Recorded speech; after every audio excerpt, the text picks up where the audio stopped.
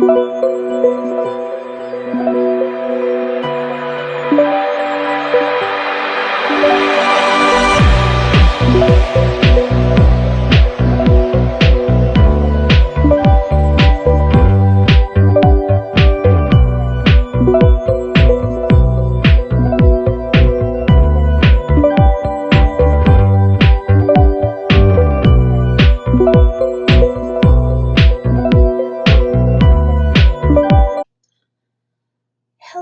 and welcome to the walkthrough for my Harry Potter Spellbook Hidden Mini Albums. There are 3 albums. They are all in boxes that are made to look like spellbooks. So you can see here we have Fantastic Beasts and Where to Find Them, A History of Magic, and Standard Book of Spells Grade 1, all from the first year Hogwarts supply list, because I'm a total book nerd and this is what I do. We've got just some different little decorations. I've got a quill here for writing with an owl and its little ink pot. The ink pot, and I'll take some pictures and stuff of this and kind of zoom in a little bit more when I switch the camera back around. But these can be made as one project. It can be done as 3 separate projects. You could do 3 identical boxes. It's not gonna matter one bit. This is meant to be just kind of something fun and different that is not only a way to store memories, but also is kind of a home decor piece even, you know, or seasonal decor for that matter. So our first album pulls out from the bottom. Our second album is right here in the middle. Our third album is right here, is very thin. And then on the top, we have a hidden treasure box. So I will flip the camera around. We'll look at the albums. We'll look at some of the details on the spellbook stack. And yeah, let's get going. Okay, as you can see, this is a fairly large project with all 3 books made as I show you in the tutorials, and stacked. They are 8 inches high. Your base book is 8 by 10. The center is, I believe, 6 by 8. The top is 7 by 9. Varying heights, of course, within those because, of course, this top one, let me just kind of turn this up this way. This top one, where it's got the box on top and then the smaller album on the bottom.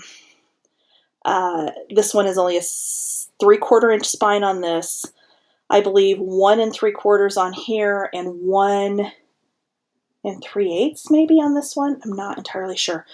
All of that will be in the tutorials. The way I plan on posting the tutorials is I will do a tutorial. I will post a tutorial for a complete spellbook. So the box, the album that slides into it, will be one tutorial. At the end of each of those tutorials, I'm going to tack on the method to stack these. I didn't record a lot of the, well, really any of the decorating of the entire stack just because honestly, I had no idea what I was going to do and how it was going to turn out. So this literally doing this final decorating has taken me all day long, just trying to figure out what I wanted to do. So as you can see, there's a lot of different elements on here. So I've got my little quill with my ink pot. This is literally a wooden napkin ring from Michael's that was 99 cents that I have just gone at it with the vintage photo distress ink and then black paint, and even actually, not that you can see it, but I know it's there and it makes me happy. It's black down here on the inside, and there is actually I just sat and squeezed hot glue into the bottom of this and then stuck the quill in, and because it was all black in there already, it kind of reflects and it really looks like there's ink in there, which just worked so much better than I would have ever imagined it would. These are some older Tim Holt pumpkins out of my stash, a little blackbird out of my stash from Michael's 1,000 years ago. The owls on here all came from Hobby Lobby. These are some older vials, which I think they actually still have them at Michael's, that were some Tim Holtz. This is, for my wand, is actually a knitting needle that I had kind of just done some dimension with on it with hot glue and then painted it and attached it to the top of my box there. Tim Holtz corners that, again, I had in my stash. Same thing with the little broom, is another little Tim Holtz element from Halloween a couple of years ago. And then I've got another little owl over here with his Hogwarts letter that he's getting ready to deliver. For the sides, I will walk you through how to do this effect on the sides.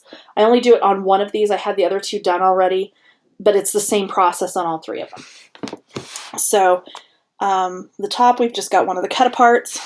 So let's go through the books. So our first book is out of this top, and it's just a very, very simple folio.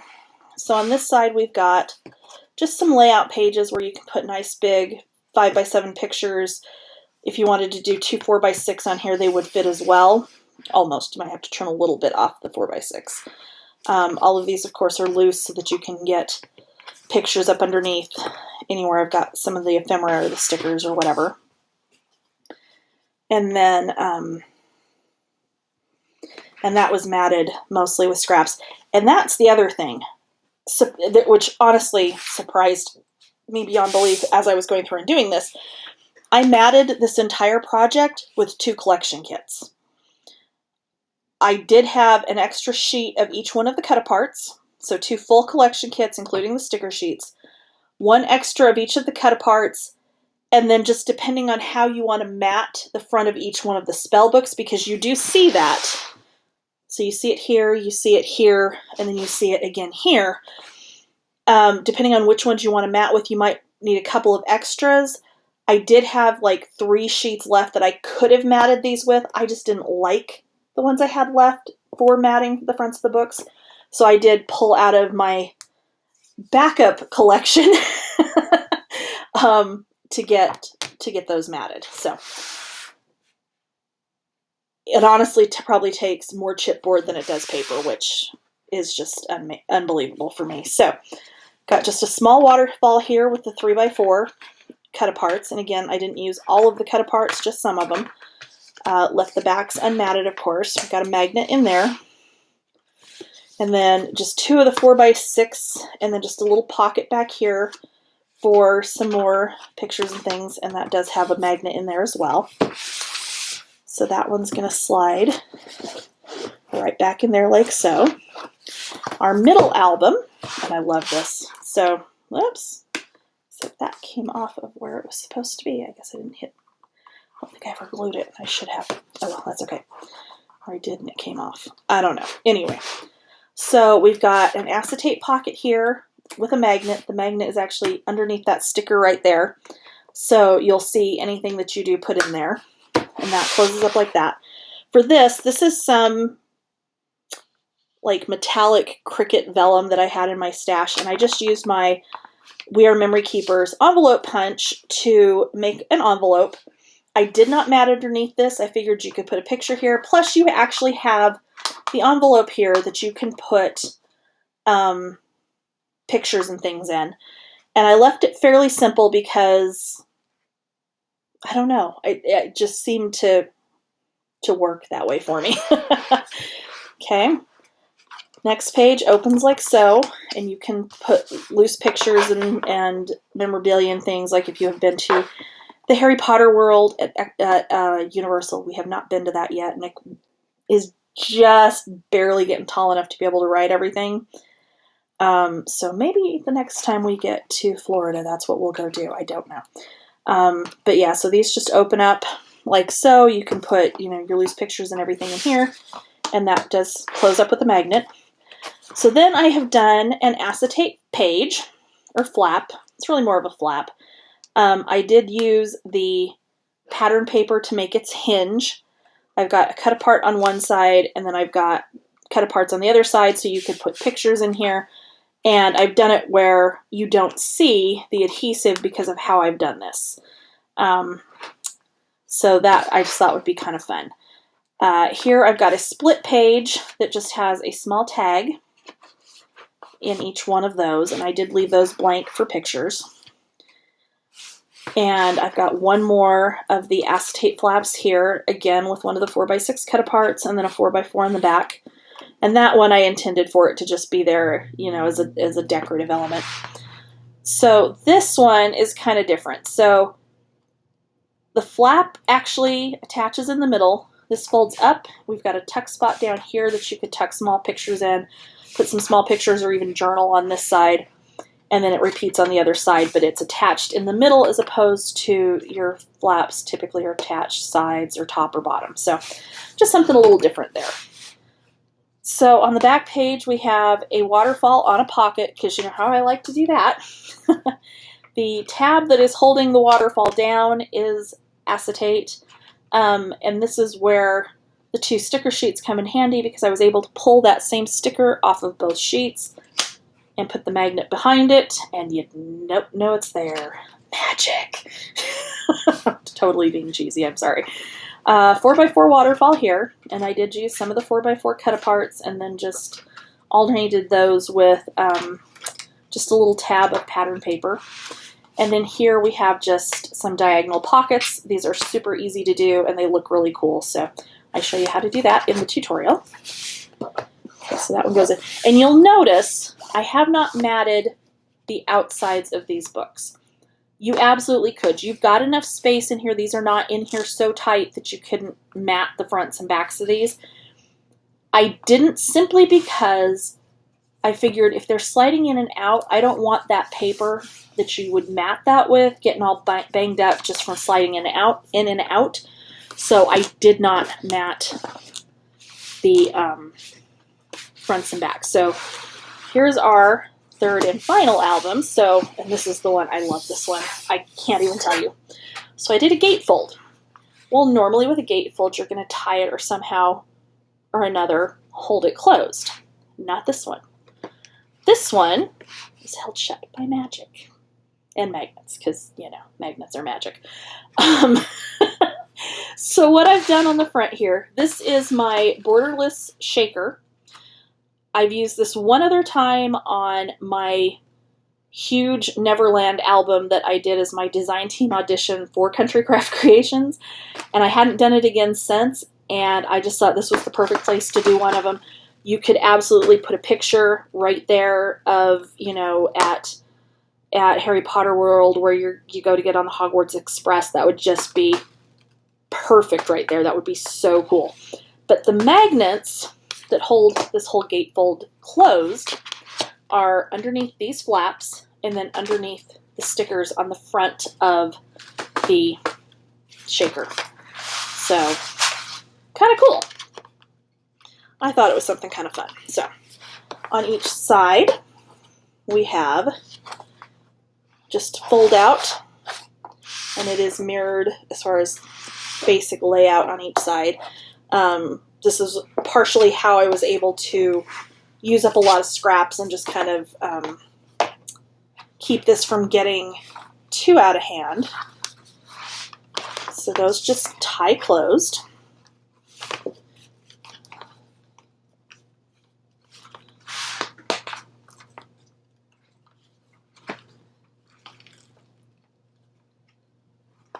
Okay, so then this opens up, and we've got just a pocket on the back.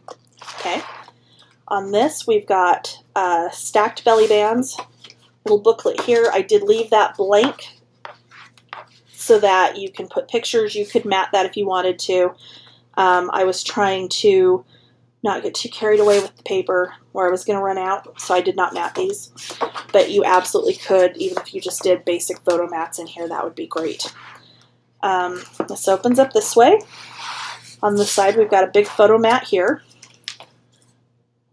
And I forgot to come back and put my photo mat here. That's supposed to have another nice cream colored photo mat there. And I apologize, I did not make it back in here apparently to do that.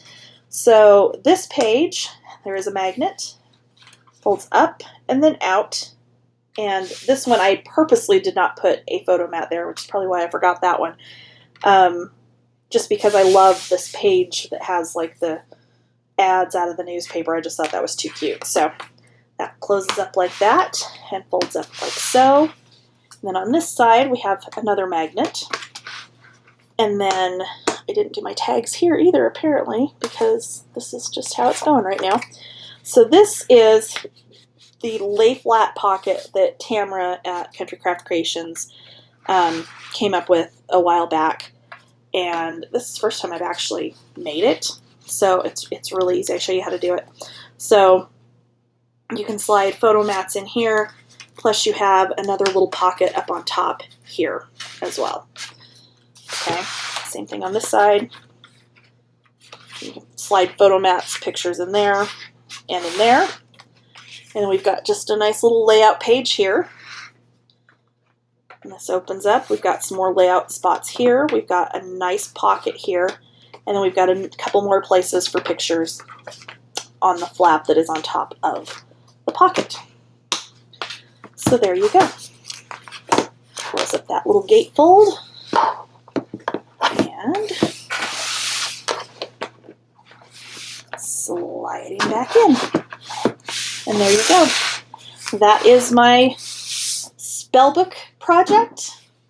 I hope you like it. I hope somebody makes it, even if you only make one of these and not all three. I would love to see it. Please share your projects at Scrapbookers of Country Craft Creations on Facebook and also on my Facebook page, Scrapping Under the Influence. Thanks!